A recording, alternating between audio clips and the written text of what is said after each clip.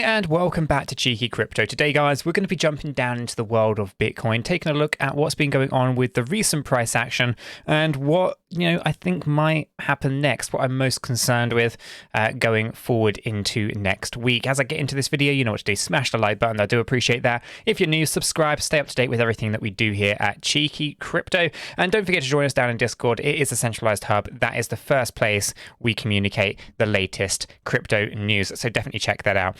Okay, so from a structure point of view on here, there's obviously a lot of noise, there's a lot of stuff kind of going on here. I want to kind of point out just a couple of key things. One, we had this previous area of supply, this being this yellow box up here between the 17,790 and the 18,190 area. Okay, this particular area is where we found a lot of resistance. Okay, was support, we broke it, we turned it into resistance again.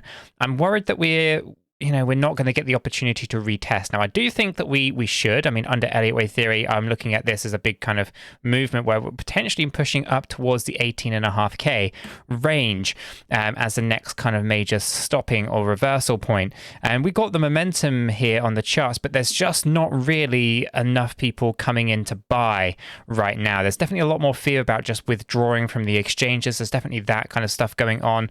So you definitely want to kind of get ahead of that curve if you can. More details found in the Discord server. So my worry here is that although I can see the potential move up there towards the $18,500, I'm just not confident enough to think that it's probably going to happen. And I think it's actually more likely that we continue this kind of downward price pressure and continue kind of pushing in that direction. Now, in the background of all of this, there's a lot of stuff kind of going on. Obviously, we've got the FTX Alameda research, some other exchanges that, in fact, pretty much most exchanges at this point are putting out some kind of communication to say that it's okay, we're liquid, we've got all these assets, etc., etc. And they don't actually use the word liquid. They just tell you that they've got these assets, X, Y, and Z, but they're not telling you if they're liquid assets or not. So the issue here and the fact that they're trying to front run this is that a lot of people are withdrawing. This is also very apparent when we take a look at the inflows and the outflows on BTC from exchanges. We've obviously had these huge significant surges, both with people putting onto the exchange in order to kind of liquidate their positions, get out of their crypto positions ahead of any kind of more major downside. And then on the flip of that, what you've got are large pockets of people just withdrawing, putting into cold storage devices, of which if you haven't yet got one, link in the description down below for a Ledger hardware wallet. That's the one that we use on the channel. It is an affiliate link. We do get a small kickback if you do go ahead and purchase one via our link down below.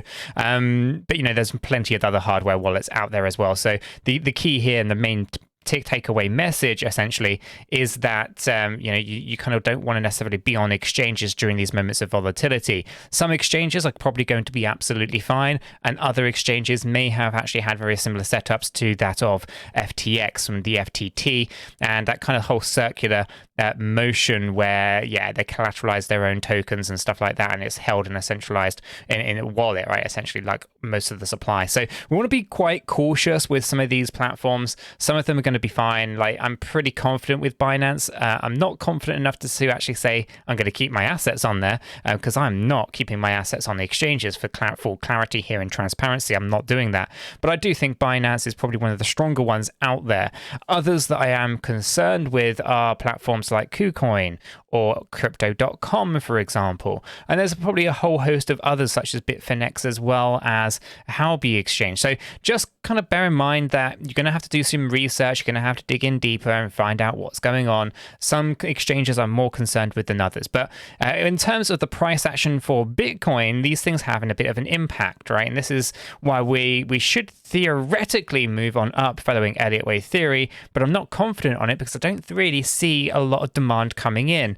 I don't see a lot of people going to the exchanges to buy. I just see them going to the exchanges to withdraw their existing holdings or liquidate their holdings ahead of any potential downside. So we're in this kind of situation where we need to give crypto markets a bit of a time to breathe, let the dust settle and see where things land before making too many rash decisions.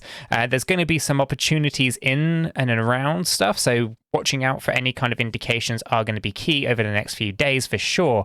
But I am pretty concerned that with a lot of people are going to get trapped in positions that they just didn't really want to take. Now, if we come back up into our data here, we can see that we have the one Bitcoiners, the BTC shrimps, skyrocketing with their number of wallet counts. This is basically an indication that a lot of these players have been removing their Bitcoin from the exchanges, not actually selling it, just moving it into let's say a MetaMask or Trust wallet, or into, like I say, a Ledger hardware wallet, for example. We are, of course, rocking 929,000 of these addresses, and I do think at some point these retail investors are going to succumb to the external pressure and are eventually going to sell through necessity. Okay, I don't think they're going to do it through choice. I think it's going to be that, basically interest rates are going up, mortgage rates are going up. People are going to be choosing whether or not they're going to have a roof above their heads or whether they are going to be staying invested in BTC. I think they're going to be forced into selling due to what these governments around the world are doing. They are increasing taxes, they are increasing interest rates, they are making people feel poorer, and they're doing this to curb the demand so that they can curb the inflation.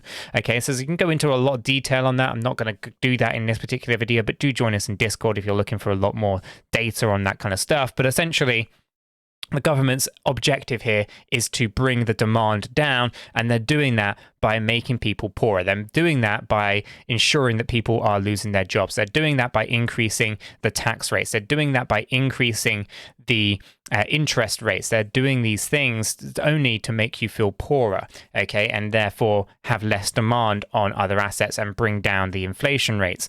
But we have to understand that all of this really stemmed from the government's printing too much dirty fiat way back in 2020. So this is their own problem, and they're making everyone suffer for it. Okay, so we want to be truthfully honest about these things, and rather than just kind of sugarcoat it and say this is what's happening now, we should actually revisit the people who made these bad decisions way back in 2020, and they should be held accountable for those actions, rather than people just forgetting how we ended up in this particular position that we're in right now.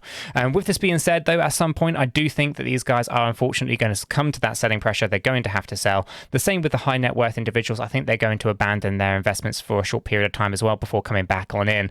And we can also see from these larger wallets, what's going on with these guys, right? The 1,000 BTC wallets are continuing to come out, or more specifically, they're taking it out of these wallets, whatever these wallets are, and moving them over into the cold storage. And you can see that the sharks also, these guys are de-risking potentially. Now, the importance of these wallets are quite key, right? We take a look at what happened in 2018. We can see that these Bitcoiners who were accumulating during the bear market got shaken out towards the end. We can see that it's only when those players are getting shaken out are the whales actually accumulating. And once the whales are accumulating, you can see these large 10,000 BTC wallets being used to basically saturate the market, flood the market with excess Bitcoin to drag the price down into the final low points. Okay, so when it comes to kind of price action for BTC, I'm not optimistic until those retail investors are actually kind of unfortunately being shaken out of the space. The whales are accumulating, and we start seeing the Kraken, the large 10,000 BTC wallets, basically looking to drag that market down into the true lows. Okay, so for now, Bitcoin needs time to breathe. We need to allow the dust to settle on all of the noise that has been going on in the crypto space. I expect more of a fallout next week. So the data in the charts is a little bit misleading from time to time. Right now, I'm just sitting back. I'm kind of off exchanges. I'm in cold storage, and other than that, I'm basically back into fiat into the bank. So less than ideal situation, but safer than holding too much in stable coins, in my personal opinion. So I'm going to leave this video there, guys. Do join us down in Discord, and we'll keep everyone up to date with as much as we possibly can, as fast as we possibly can. Stay ahead of the curve where possible. Other than that, if you have found this useful and informative, smash the like button. I do appreciate that. If you are new to the channel, subscribe, tap the bell, select all the notifications, and in doing so you will be kept up to date with everything that we do here at Cheeky Crypto. Other than that, have a fantastic weekend if you can, guys, and I'll catch you in the next one.